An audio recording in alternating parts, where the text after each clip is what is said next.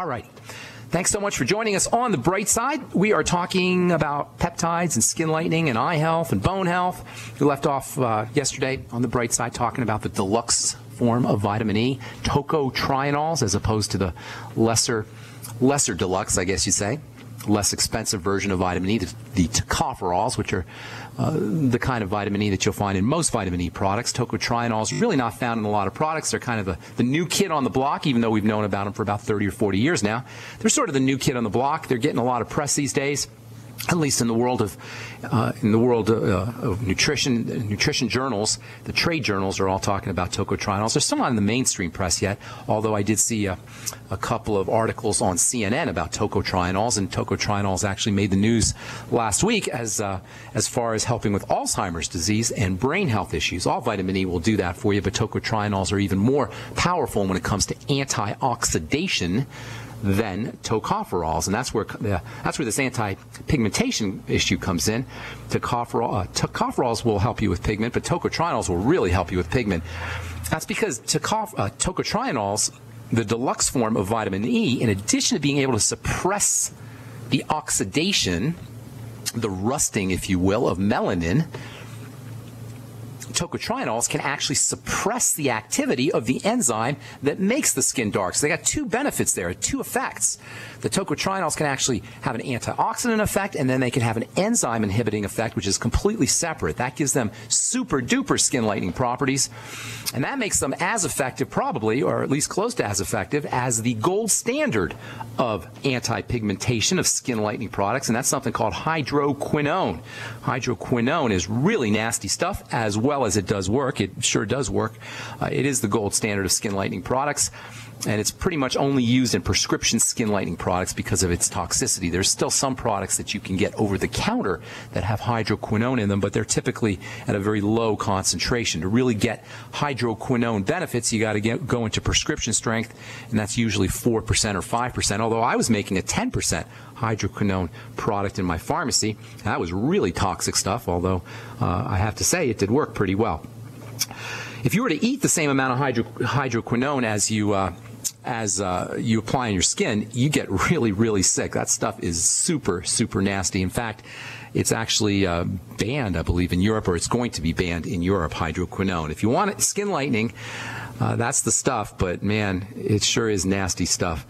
And the bottom line is if your skin is pigmenting inappropriately, you probably got something going on in your biochemistry. We'll talk about that here in a second. Tocotrienols can lighten the skin. They lighten the skin in a non-toxic fashion, and in addition to the anti-pigmentation effects, the skin lightening effects that you're going to get from this super, super essential vitamin, tocotrienols, you're going to be able to thin your blood, you'll have better circulation, you'll improve heart health in general. Tocotrienols are also very important for the brain, and it's all non-toxic. Now, that is my kind of skin lightener. Why would you mess around with hydroquinone, a toxic drug, when you can use tocotrienols, which, if they're not as effective as hydroquinone, they still have a pretty nice skin lightening effect.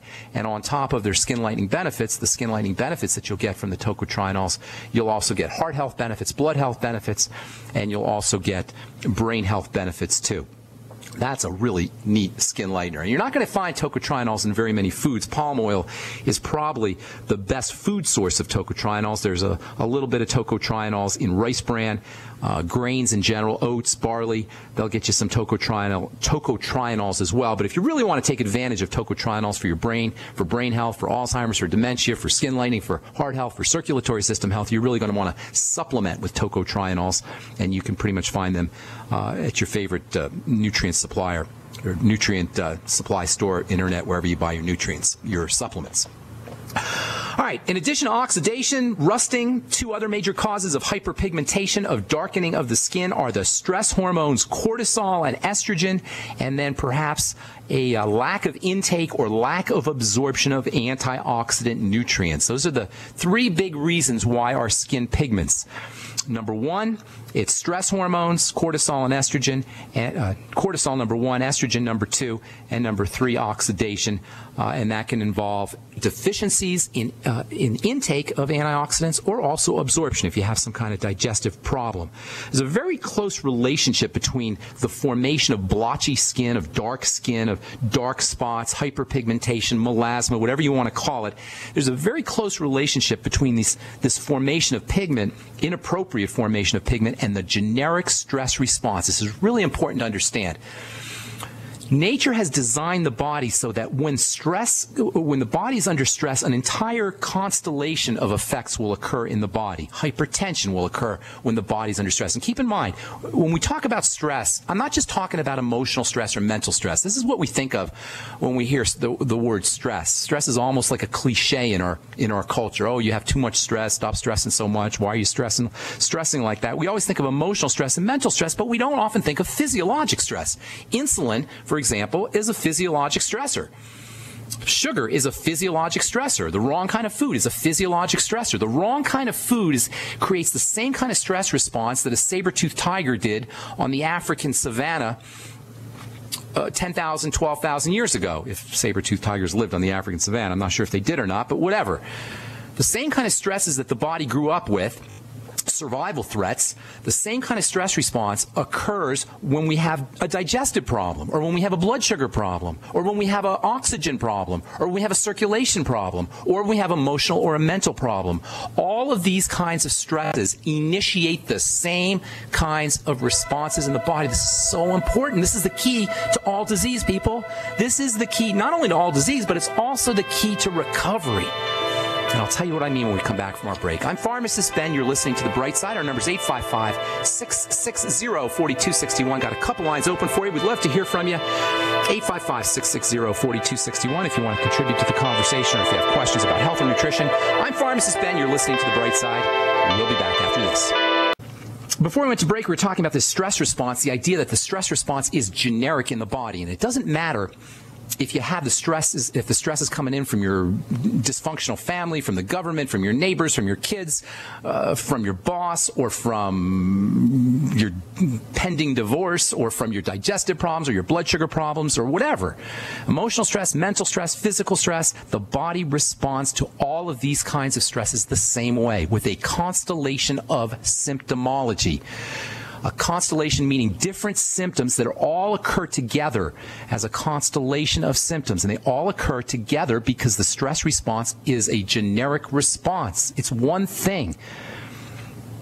The stress response includes high blood pressure. It includes coagulating, clotting, sticky blood. It includes anxiety and jitteriness. It includes insomnia. It includes immune problems, immune suppression or a hyperactive immune system. It includes fluid retention. It includes fibroids and cyst formation. It includes improper cell growth and improper cell division. It includes inflammation. It includes accelerated aging. And it includes pigmentation.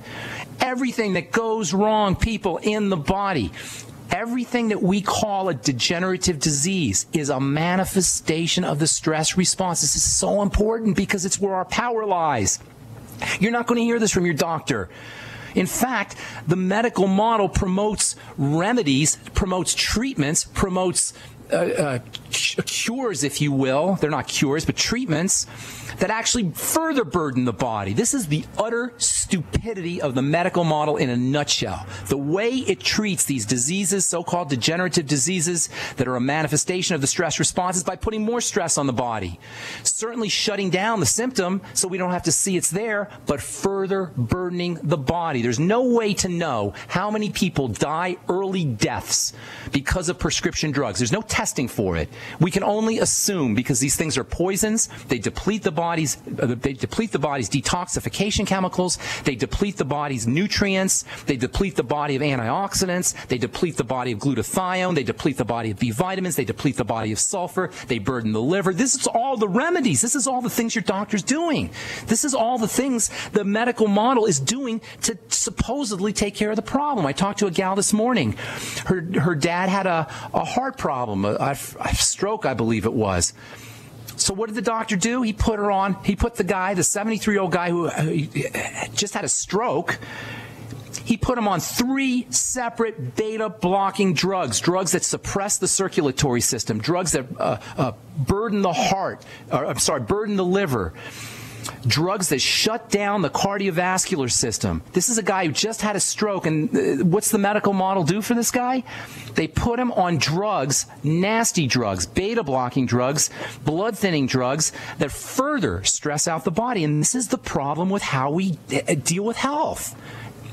It should be so obvious. Once you understand how prescription drugs work, once you understand the body's response to prescription drugs, once you understand the link between prescription drugs and stress and the link between degenerative disease and stress, it doesn't make any sense, people. It's craziness. Pigmentation is a classic example of the stress response, hyperpigmentation, inappropriate pigmentation, blotchy skin. That means that if you have blotchy skin, you've got some kind of burden on the body. And yes, you can use hydroquinone, you can use topical remedies, and I'll tell you a few topical things that you can do, but it doesn't take care of the burden that is going on in the body, the stressor that's going on in the body. When you're dealing with an emotional, mental, or physiologic stress, blood sugar stress, digestive stress, whatever kind of stress, any of the generic stress response symptoms are possible. High blood pressure is possible. Blood clotting is possible. Insomnia and anxiety and jitteriness and depression are possible. Fluid retention, fibroids are possible. Certainly wrinkles and accelerated aging and thinning skin are possible. In fact, likely when you are dealing with some kind of stress response. And it turns out that the hormones that help the body deal with stress, cortisol and estrogen especially, are also linked to hyperpigmentation. If you are hyperpigmenting, if you're darkening, if you're getting these dark spots in an inappropriate fashion, you can rest assured there is some kind of stress stimulus activating it. And the most important thing you can do is eliminate stressors. For 1, digestive stressors. For 2, blood sugar stressors. And for 3, cortisol and estrogen. What do you do for cortisol? What do you do to reduce cortisol? Well, the first thing is stabilize your blood sugar. In fact, the #1 reason why we have elevated stress hormone cortisol, the #1 cause is changes in blood sugar, hypoglycemia, dysfunctional blood sugar, or dysglycemia, messed up blood sugar. Dysglycemia just means messed up blood sugar. It's the biggest culprit when it comes to jacked up cortisol. And when your cortisol's jacked up, everything falls apart. Everything. A little bit of cortisol, by the way, will actually put you in a good mood. A little bit of cortisol is a good thing. But when cortisol stays high, as in when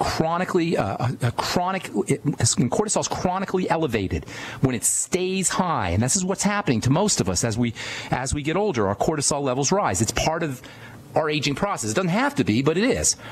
The #1 reason is dysglycemia, hypoglycemia, low blood sugar, messed up blood sugar. What do? More protein, less refined flours, and stay away from insulin-spiking foods, cereals and fruit juices and pastas and breads and refined products of all kinds. And then use blood sugar stabilizing nutrients, vitamins B1, B3. Get on the Beyond Tangy Tangerine. It's one of the most powerful blood sugar stabilizing supplements you can ever take. Folks, if you have diabetes or any kind of blood sugar issues and you're not on that Beyond Tangy Tangerine, what are you waiting for? What are you waiting for? It's crazy, folks. It's $50 a canister. Taurine, amazing for lowering, stabilizing blood sugar. Saturated fats stabilize blood sugar. Protein and saturated fats, butter or coconut oil should be part of all of your meals if you've got blood sugar issues, in addition to the B vitamins, in addition to the micronutrients, in addition to the sweeties, the chromium, vanadium, and magnesium. All of these are wonderful ways to stabilize blood sugar and help you out with your cortisol and pigmentation as well. I'm Pharmacist Ben. You're listening to The Bright Side. We'll be back right after this. Continue talking about this generic stress response and hyperpigmentation, and we'll also tell you about cortisol. We'll continue talking about cortisol and ways that you can lower cortisol, and then we'll talk about the kind of unknown stress hormone, and that's estrogen. Most people don't realize, unless you're listening to this program, because we talk about it all the time, that estrogen is actually a stress hormone. Yes, indeed. It's one of the ways the body deals with stress. So for you ladies who are thinking about going on hormone replacement therapy, you should know that you can mess up your body big time with hormone replacement therapy. And when I say mess up your body big time, I'm talking cancer, I'm talking blood clots, I'm talking thinning skin, I'm talking all kinds of fibroids and cysts, I'm talking all kinds of problems.